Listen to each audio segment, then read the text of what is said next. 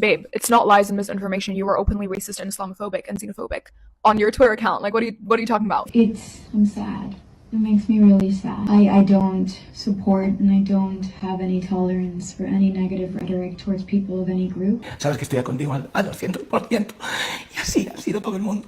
Alright, buckle up, because this drama is getting wilder by the second. Karla Sofía Gascón has managed to stir up so much controversy that she might just tank her own Oscar chances and drag her co-stars down with her. And guess what? It all started with a series of straight up nasty tweets. Now imagine standing next to Selena Gomez on Hollywood's biggest night, knowing you once called her a rat on Twitter. Yeah, talk about awkward. So what exactly did Karla say? Here's the full tweet. She's a rich rat who plays the poor bastard whenever she can and will not stop bothering her ex-boyfriend and his wife. Oof, that's brutal. And if that wasn't bad enough, turns out she's got a whole archive of problematic tweets that are now coming back to haunt her. Award season in LA is already cutthroat, with stars doing whatever it takes to secure their win, but Karla, she did all the damage to herself. Writer Sarah was the first to dig up these tweets, dating back to 2020, and let's just say they are real bad, like carrier over kind of bad. One tweet reads, "I'm curious how the Emilia Perez cast and Academy voters will respond to Karla's Islamophobic and wild tweets. The fact that these tweets span years and years and there is so many of them is baffling. And it just keeps getting worse. Here's another one. I'm sorry, is it just my impression or are there more Muslims in Spain? Every time I go pick up my daughter from school, there are more women with their hair covered and their skirts down to their heels. Next year, instead of English, we'll have to teach Arabic. Or how about this gem? Islam is becoming a hotbed of infection for humanity that urgently needs to be cured." Yikes! And that's just the tip of the iceberg. People started translating her old tweets from Spanish and what they found was just a non-stop mess. She went after immigrants too, writing, "These are Morans,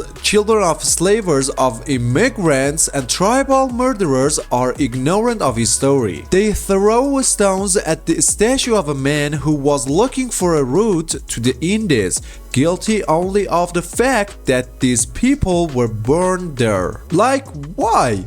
How does someone even think like this, let alone tweet it out for the world to see? But wait, there is more. Karla also trashed the Oscars in 2021. More and more, the Oscars are looking like a ceremony for independent and protest films. I didn't know if I was watching an Afro-Korean festival, a Black Lives Matter demonstration, or the 8 p.m. news. Apart from that, an ugly gala. What even is an Afro-Korean festival? The ignorance is unreal. And she didn't stop there. During the pandemic, she mocked Chinese people, saying, "The Chinese vaccine, apart from the mandatory chip, comes with the 2 spring rolls, a cat that moves its hand, 2 plastic flowers, a pop-up lantern, 3 telephone lines, and €1 for your first controlled purchase." Honestly, this is exhausting. She's beefing with just about everybody. Muslims, immigrants, black people, Asians. What does she actually like? Oh, and let's not forget how she went after Adele. COVID passed and she went overboard with the sleeves. Or she went under the knife and they didn't remove the skin from her arms. For someone who is the first openly trans actress to be nominated for an Oscar, you would think she would have some compassion. But nope, she even attacks her own community, calling Miley Cyrus' sexuality evil, horrible, unnatural, perversion. They are going to hell. At this point, it's no shock that Karla is getting dragged online. Emilia Perez was already controversial, with advocacy groups slamming it for its offensive portrayal of Mexican culture and its retrograde portrayal of a trans woman. Even the film's director added fuel to the fire when he said in a French interview, "Spanish is the language of undeveloped poor countries and of migrants. Excuse me, what? I'm still processing everything that has transpired in the last, couple of days, and I'm sad. It makes me really sad. I don't support and I don't have any tolerance for any negative rhetoric towards people of any group. No, Karla is scrambling to the damage control. Playing the victim, she put out an apology saying, I want to acknowledge the conversation around my past social media post and the hurt they caused. As someone in a marginalized community, I know this suffering all too well. Girl, what? This isn't about you being marginalized. You went after multiple communities and Twitter isn't buying it. One person summed it up perfectly. I've written stronger apologies for sending emails to the wrong people. After deleting her Twitter, she tried again with another statement through The Hollywood Reporter. I'm sorry, but I can no longer allow this campaign of hate and misinformation to affect me or my family. At their request, I'm closing my account on X. I've been threatened with death, insulted, abused, and harassed to the point of exhaustion. And then she adds, but I will tell you something. The more you try to sink me, the stronger it will make me. The greater the victory will be. So not an apology, just a defiant flex. Cool.